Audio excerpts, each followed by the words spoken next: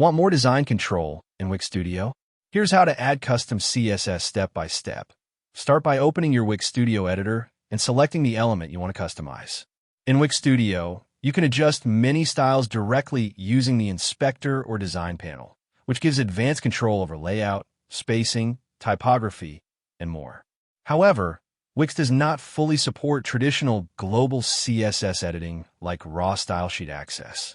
If you need deeper customization, you can enable Dev Mode, Velo, and inject styles using custom code.